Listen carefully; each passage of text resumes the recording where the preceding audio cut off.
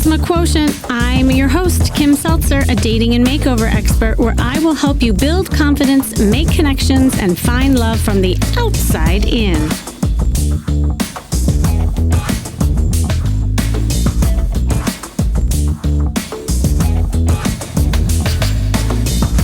More and more people over the age of 40 are wanting to date again after divorce, widowhood, or being in a long-term relationship in midlife. And you might be that person. It's almost as if you took off in a rocket ship and you've been orbiting this earth for years. And just as you get plopped down into the same earth, the door goes up of the rocket ship and you walk out into the same earth, but it looks different, right? Like there's a bunch of aliens walking around who you have to learn how to talk to date with, to flirt with again. And it's wildly different time and place where you have to learn how to navigate the brave new world of modern dating, let's face it. And it's filled with swiping on apps and social media and texting and learning a new language and terminology like ghosting and hardballing and cuffing and cobwebbing and breadcrumbing and having Riz. Have you heard of any of those things? If you haven't, you definitely have to at least ask your kids. Some of them will know that. But the list goes on. And you have to learn or relearn skills like flirting and getting new dating clothes, opening up your body language, figuring out where to even go to meet people your age. And you have the risk of opening up again in a fast-paced way. And this seems to be like how it is these days, right? Like relationships tend to start and end almost like in an instant. And if that isn't enough, throw on top of the fact that you are going through midlife and trying to find some fulfillment. Look, midlife comes with a lot of challenges. I mean, our bodies droop, sexuality can fade, there's a lot more responsibility at work. You can be more set in your ways and resistant to change. There are more people to take care of. Sometimes it's kids, it's parents, it's friends, all who need your attention. It is not easy. So I don't want to like start this episode and depress you because really at the same time as we're navigating all this, when we orient toward a more mature kind of dating and relationship, it can actually be awesome. Like there is an amazing potential for deeper love and even more passion as we age. And this is why I was obsessed with The Golden Bachelor, because it highlighted how beautiful dating and relationships can be in the second act. And some of you may have heard I was recently on Tamron Hall's show, and I was actually sitting next to the Golden Bachelor, Gary himself, and we were talking about the challenges of dating later in life. And I talked about how fun it can be as there's a sense of freedom and resources that you've never had. So then you can do a lot of things, especially when you were younger and maybe you didn't have the budget to do that.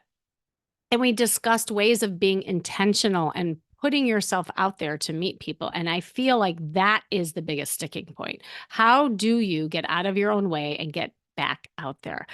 I remember I was working with a client and he was in his 70s when he came to me, had lost his wife, and he had been married for 30 years and a total like fish out of water. And he's like, Kimmy, I do not know where to start. And I have to say, I feel like his clothes looked like where the rocket took off, probably still from the 1990s.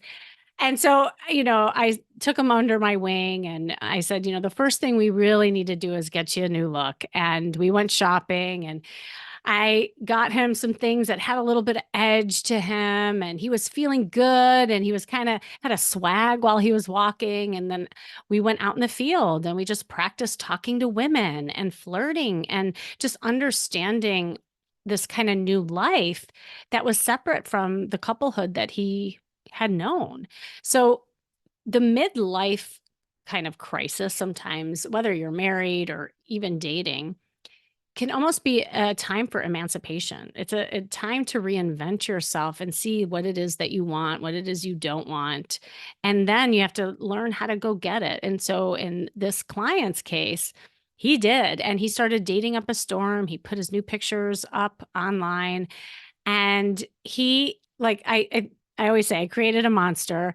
He loved it. He was having so much fun. He didn't even want to get into a relationship, which was great because it was helping him understand to date without getting attached so that he could learn about himself.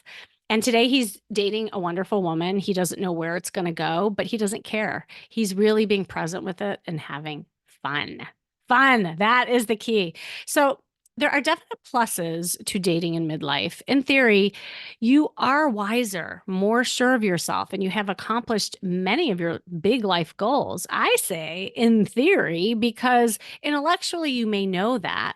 But putting yourself out there and taking action to try something new after all these years is easier said than done. So, with me on the line today is a fantastic guest who I had the pleasure of meeting at a podcast summit. And he is passionate about helping people go through midlife seasons. He is a seasoned podcaster himself who has published over 500 episodes since 2013, probably more than that by now. He knew he wanted to host a podcast about midlife, but he didn't know exactly what about midlife to discuss. And then, after some research, he discovered that we actually spend most of our adult lives in midlife seasons. And he surveyed his LinkedIn connections and discovered that 78% of them were less than totally fulfilled. And the Midlife Fulfilled podcast launched. That was where it was born in February of 2022. He is now passionate about helping others go through midlife and how you can be fulfilled in 5 pillars of midlife. And he's going to talk about that. So, welcome, Bernie Borges. Are you there? Thank you, Kimmy. Thank you so much. I'm so glad to be with you. I'm really excited for the conversation. And wow, what a story you just told. It was kind of scary. I can't imagine being in the dating scene. I haven't been in the dating scene for almost 40 years. Oh my gosh. Well, and that's just it. And thank you for coming on, by the way. I had so much fun on your podcast because we did have this juicy discussion about, Yep. midlife and what that all means in terms of relationships and love and dating and all that. I know. And also that it has so many implications in different areas of our life. And I'm just glad that someone like you is really focusing on it because it is a different era than even like our grandparents' era, where never before have we lived as long as we're living, and we have a chance to do so many more things because we have more things at our disposal. But like it gets hard to navigate it all. So Yeah. anyway, I was excited for this conversation too. Um, I always like to, start with your story because I know a little bit because we had some great conversations, but I don't know all of it. So how did you like just become so passionate about the midlife thing? Yeah. So as you mentioned, I've been podcasting for about 10 years and I've had four different shows. And I was kind of in between shows in 2021. And so I was thinking about what's my next podcast. So I thought I want to do something around midlife because it's a topic that I've been thinking about, and it kind of baffled me. Just starting with the basic question of what is midlife, and I started doing Yeah. some research on it, and so I came up with some understanding of what midlife is, and if you'd like, I'd like to go there. And then in my research, I came across a lot of people talking about midlife happiness, midlife crisis, of course, right? And then I stumbled across the concept of fulfillment. And I went, huh, wait a second. So isn't fulfillment the same thing as happiness? Well, the short answer is no. There's a little bit of a longer answer, meaning I can explain why it's not the same. And that was it, Kimmy. That was it. Like that, the light bulb went off. I just said, okay, Mm. I need to focus in on. I also found that nobody of the bazillion midlife podcasts that are out there, and there are many, many, many. I didn't find any focused on fulfillment. None. Wow. Wow. That's awesome. Well, yeah, let's get into it a little bit because fulfillment is also a big word, right? And that can mean different things for different people based on different areas of their life too. But I want to actually get up close and personal more with you because I'm interested in your intrigue around midlife. Like, were you going through something in your midlife that also inspired this? So yes, the short answer is yes, and I struggle with that because I feel very blessed. Mm. Married 36 years, two wonderful adult children who are married themselves and now have young children. They're gainfully employed and completely off the payroll, and they're nice human beings. My career has been okay. I can't complain about it. So I've had all these things going for me, but yet I didn't feel totally fulfilled. And I couldn't understand why. I really struggled with that. Mhm. And that's when I dug into it. And I came up with this analogy, Kimmy, and that is that if I look at my life, and I'm going to speak in the first person, but I mean this for anybody who's listening. Yeah. So this is not about me. This is for anybody listening. If I look at my life as an ocean and try to understand why I'm not fulfilled, that is analogous with the old cliche that's like trying to boil the ocean. Hmm. Instead, I said, let me look at the aspects of my life, the different distinct aspects of my life, and look at them uniquely, individually, and how they all come together into my life. So instead of one big ocean, let me look at the 5 lakes that make up, the body of water that is my life. And that's where I came up with the 5 pillars of midlife. And if we can look at each of the 5 pillars and really assess how we're doing, how we feel fulfilled in each of the 5 pillars, then it's much easier for us to understand and just kind of come to a level of self-awareness on where we are. And it helped me understand where I was very fulfilled and where I was lacking Hmm. fulfillment. That's really interesting. And I'm glad that you just were vulnerable enough to say, look here, I had everything, the house, the picket fence, the wife, the kids, and everything seems to go on as planned, but that doesn't necessarily mean happiness and fulfillment. And, because someone might be listening to this or looking at someone like you is like, well, why is he on here? Like he's got it. He's got it all. And I'm And I not I'm not dating also. yeah, and you're not dating, right, right. But the truth is that it doesn't matter. It's funny, and I want to hear about the 5 pillars in a second. It just hot off the press because I just got off a call with a client and I hadn't talked to her in a while. And she's just like, Kimmy, I've been embarrassed because I haven't reached out in a year. And I thought I thought I could do it, like she was dating but she was going from man to man to man because she couldn't stop just being by herself and feeling fulfillment. And so she was using men to fill her up. And she now is just starting to realize, and like she's like, wow, I need to take care of me and slow down and not like just numb out and get the validation from the men because all the men also had a pattern with them not being available to her. So, I am glad that you're mentioning that and also how that relates to everything in our life. Like, and if you're not fulfilled in one area but fulfilled in another, there's a gap there. And like, what do you do about it? So, yeah, like I'd love to hear the 5 pillars and what that all Yeah. means. So these 5 pillars that I'm going to share, they're really foundational across our entire lifespan. But what I'm discovering, and it's part of my journey, like I'm discovering this, is that we don't really begin to give ourselves permission to think this way until we reach a certain season of life. Mm, Loosely speaking, it's over 40. Again, loosely speaking. Okay. So here are the 5 pillars. Health is the first one. It's foundational. We all want to have as good a health as we can possibly have. The second one is fitness. Yes, fitness and health are closely tied to each other, but the reason I make a distinction is because health is both physical health and mental health. That's a big enough lake or pillar for us yeah. to focus on, to be fulfilled or be working on fulfillment in our health, both physical and mental, particularly since there are many things in our physical health that we can't control. There are just many things we just Hmm. don't have control over. Fitness is about being functional. It's not necessarily about winning some bodybuilding contest or even, for women being in a bikini. It's about being functional. It's about being able to do the things you need to do on a regular basis.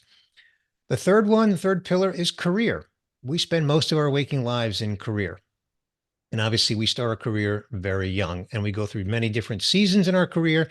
It is not uncommon, and Kimmy, I'm sure you can speak to this personally as well as many people you know. It's not uncommon to wake up in your 40s or whatever age and go, I'm no longer fulfilled with what I've been doing for the last 20, 25 years.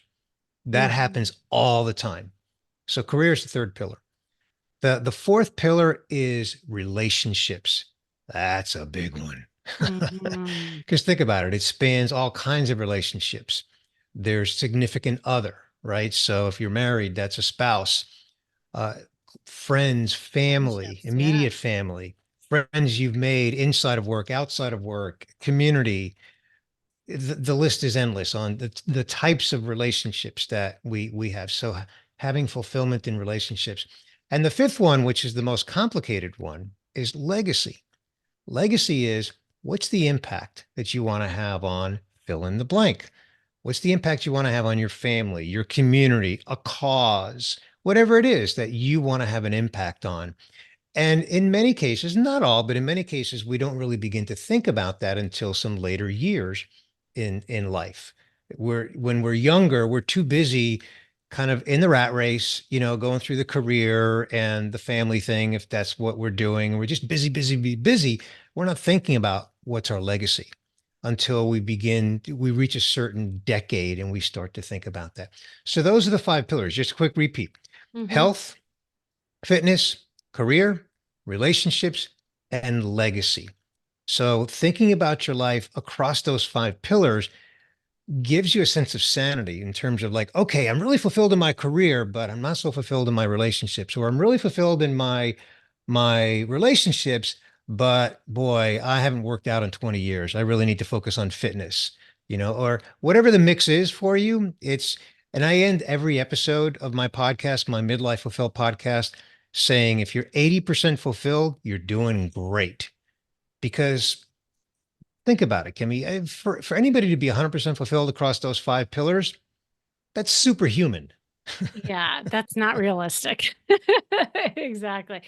And actually then there's no room to grow. There's no room to like strive for and I think that's part of the wonderful thing about being in the midlife era, if you will, is that like I was saying in the beginning, it's a time that you could really reinvent yourself and maybe what you wanted back in your 20s that you were fulfilled back then in that area of your life, you're not feeling it. Now, or you want something different. Like you said, I love what you said about the fitness thing is like right now, I have no desire to go skiing. I value my bones too much. Like I'm good just stretching and doing yoga and I'm so grateful that I have my body to do that. Back in my 20s, that would not have been fulfilling Right. to have my Right. body. I wanted, everything to look a certain way and that so I love that you make kind of that distinction too. Well, and through your journey as you were looking at these different pillars, did you figure out why you weren't fulfilled? Like what was the area that was missing for you? Certain aspects of my career, I'm not totally fulfilled in. Mm. But the big one is legacy. That's the big one. Oh, Yeah, that's the one that I'm most focused on. Certainly some relationships as well, because again, we have many different aspects of relationships, right? Many different types of relationships. So there's some of that going on as well.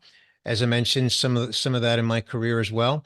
I still feel like I've got a lot left in my career. I'm in my mid 60s, and I want to continue to work for a long time because it, careers are also tied to legacy for me as well, because I want my career to impact mm. my legacy fulfillment.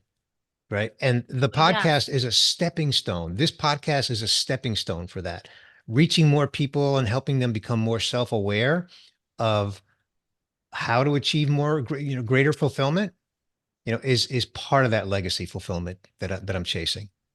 As you were talking, I was thinking about like just different people that I've worked with and, when they complain about different areas of their life or things that they want to learn and grow in.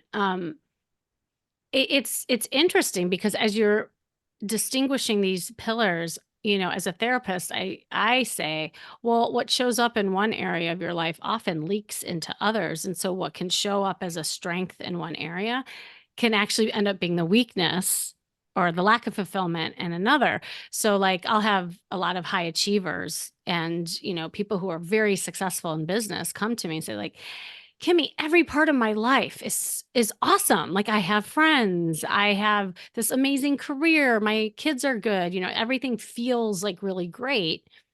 But this one area, when it comes to love and relationships, that's what has always been so hard for me.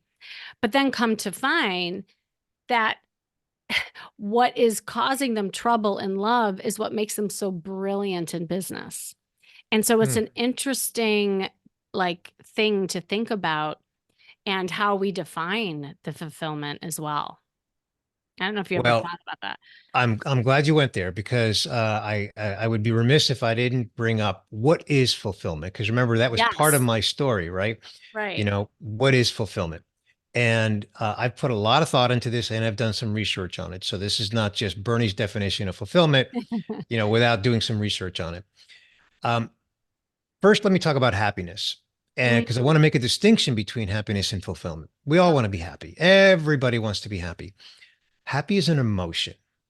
And the emotion of happiness can be fleeting. It can last a little time, or it can last a long time, or anything in between. It can last minutes, hours, days, weeks, months, years, depending on the aspect, the element of happiness, right? But it is an emotion. It's something you feel. Mm. Fulfillment is more about an achievement.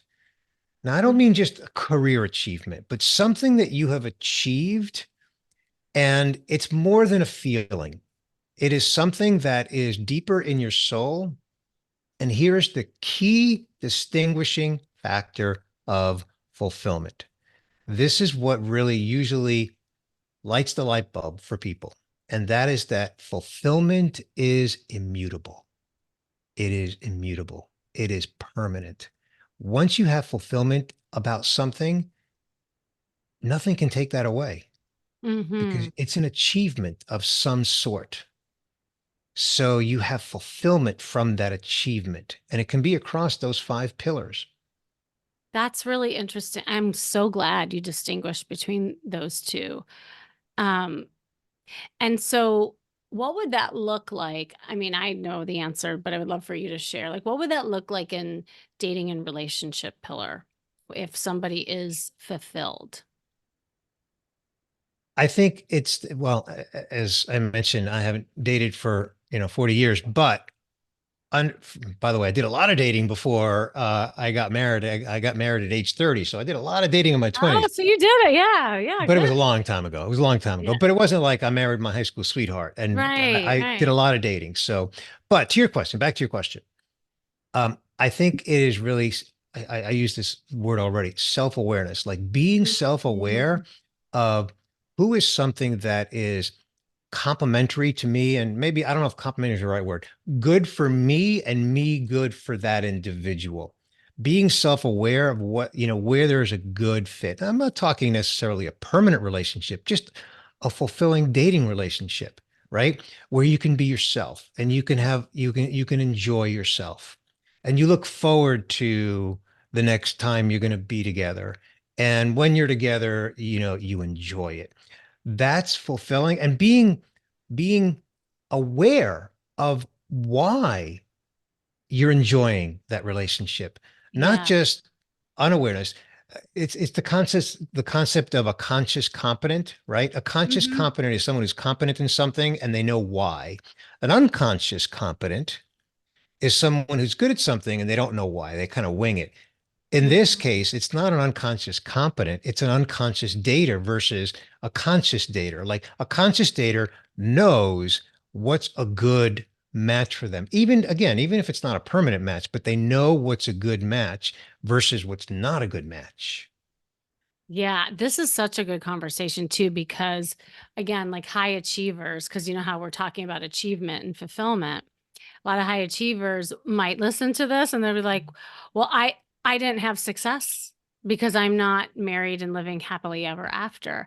And what I'm hearing you say, and I'm glad you're defining it this way, is that, success and achievement is within, right? Like it's whatever you achieve from that relationship because, you know, you don't have to be married for a long time and find your soulmate to be successful in relationships and dating. Like each relationship that maybe you've had in your life have been fulfilling in that era of time until it wasn't.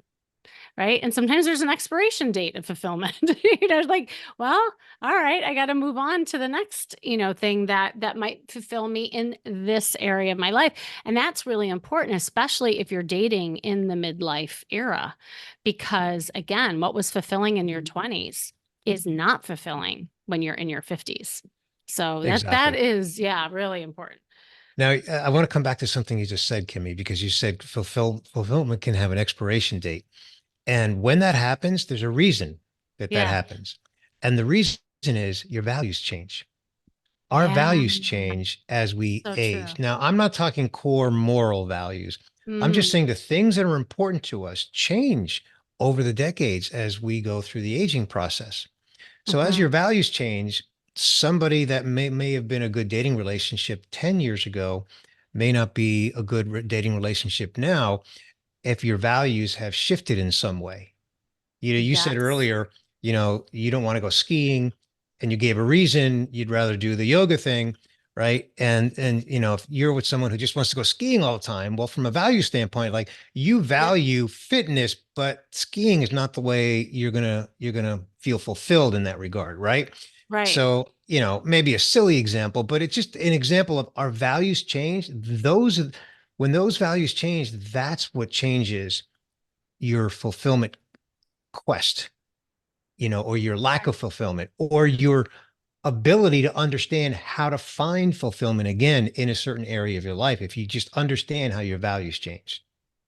And what I love about this so much is that, I think a lot of times people get caught up in what society says or what is, supposed to be fulfilling, especially when it comes to dating relationships. And obviously, this podcast is focused on this. So I'm kind of like narrowing that pillar. But I think what's so beautiful about nowadays, especially if you're dating in midlife, like anything goes. Like it could be fulfilling to have a situationship. It could be fulfilling to have, friends with benefits. It could be fulfilling to have a traveling buddy.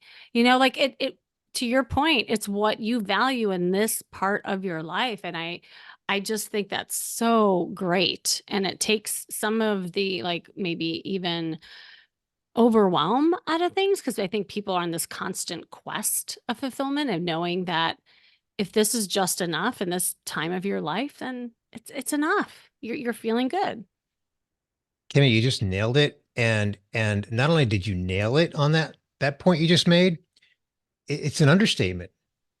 So many people, again, back to self-awareness, are Yeah. putting all this pressure on themselves unnecessarily. Yeah. And so again, back to my legacy fulfillment chase, right? If I can help people understand that, first of all, there's five pillars to look at. Not Don't look at the whole ocean. That's your entire life. Look at the five pillars and look at each one of them individually. And then where you're lacking fulfillment, then just do a value assessment. How are your values? What are they today versus what they were 5, 10, 20 years ago? I love Right. it. And to your point, it can be overwhelming, but it doesn't have to be. It doesn't Hmm. have to be. Well, and then, what I do a lot of times with my clients is just like extracting, and maybe you have some ideas too around, well, what are some action kind of pieces or things that you can do in your life that can create that fulfillment in those different areas of your life, and to me that also can take the overwhelm out of it. Like, do you have any suggestions or like things that you usually, work on with people when they don't feel fulfilled in those different areas? Yeah, it begins with what we're discussing here is looking at your life across the five pillars and Right. not one big ocean trying to boil the ocean. Look at your life across the five pillars. Ask yourself, how fulfilled are you in each of those pillars? And then which is the one that's least fulfilled? And Mm, and just ask yourself, which are the ones that are the highest priority? Is I'm just going to use randomly, is relationships one that needs the most attention? Sure, maybe fitness is not where you want it to be, but maybe relationships is more important for you in mhm, your fulfillment. If you have some broken relationships that you need to deal with, maybe that's more important than fitness, although I don't condone ignoring fitness. at any level, but I'm just, making the point that look at each pillar, assess how you are in each pillar fulfilled, and then decide where you're going to focus. And then again, correlate that back to your values. Mhm. So if you say you're not fulfilled in relationships, why? Ask yourself why. And how have your values changed? Again, it keeps coming back to your values. And it can simply help you understand and take some of that overwhelm away that you mentioned, which again is a huge point, and let you begin to focus in on the right things instead of trying to boil the ocean and look at your life as one big ocean. Look at it as these five pillars and hone in on where you need to hone in on. Yeah, I love that. And with that, I can imagine it being really helpful to prioritize because, say, that health and fitness is something that's really impacting your sexy confidence, then it's going to be hard to feel fulfilled in your dating and relationship pillar. So, then prioritize health and fitness because as you start feeling better in your body and feeling really good looking in the mirror, then you're going to walk out into the world differently with sexy confidence and it'll be easier to date. See, I think they all can work together. That's what is cool about it. But if like the fact that you're compartmentalizing it, I think just makes it more digestible and easier to look at different things you can do in each of these pillars to start, kind of building on that fulfillment. So, Exactly. yeah, You just gave me a thought. Even though I'm not in the dating scene, I can imagine because of the way my mind is working around these five pillars, that if I yeah. was in the dating scene, that I probably would be having conversation around whether or not I would name them the five pillars. I don't know. I don't know. But I would be, having conversation around the pillars from the standpoint of well, I'm very blessed with good health right now, and here's how I'm handling fitness, and here's where I am with in my career. You know what I mean? So I think that I would communicate in a way that I'm thoughtful about these different aspects of my life instead of just this one big ocean that I keep referring to, in the boiling the ocean metaphor. Yeah, no, it's brilliant. And oh my God, I was like looking at the time, like, oh my God, this is awesome. I could go on and on about this. Um, we do have to wrap up, but I was wondering if there was any just kind of last words of wisdom that you wanted to share around all this. And please, like, let everybody know where they can find your podcast. And I know that there's things that you're working on with these five pillars. Yeah, yeah. Thank you, Kimmy. I've really enjoyed our conversation. Closing thought is kind of a summary of what we've been discussing here, and that is, don't put unnecessary pressure on yourself to think that you should be 100% fulfilled, because again, I think that would be superhuman of anyone. Look at your life across the five pillars. Assess how you feel in terms of fulfillment across each one of them. Assess how your values have changed. And then to your point, my podcast is the Midlife Fulfilled podcast. It's everywhere you listen to podcasts. The website is midlifefulfilled.com. And I don't know when this is going to release, but I do have a checklist coming out soon across the five pillars. So depending on when this releases, just go to midlifefulfilled.com. And there is a checklist across the five pillars that lets you do a little assessment to see how you're feeling. And one thing I'm recommending is that you do the assessment periodically. It's not a one and done thing, you know do it and then maybe revisit it in a month or a quarter or whatever. And it kind of helps you understand where you are and where you want to be. Oh, I love that. Bernie, thank you so much for coming on and sharing your wisdom and thoughts. And so glad that we met. Likewise. Thank you so much, Kimmy. Really appreciate it. Thank you. And thanks for joining me today, you listening. This has been the Charisma Quotient. I'm your host, of course, Kimmy Seltzer. And remember, you can build confidence, make connections, and find love from the outside in. And if you want to know more, make sure you go to my site, as always, kimmyseltzer.com. And if you are struggling with being fulfilled in your dating life, I offer these free calls, people. I always say, yes, it's me. It's not a bot. It's not my assistant. It really is me on the call. I would love to just hear where you're getting stuck and help you make a plan so that you feel more fulfillment in this area of your life. So just click the link you see in the show notes and book that. And remember, working on you is working on your dating life. That's all for now.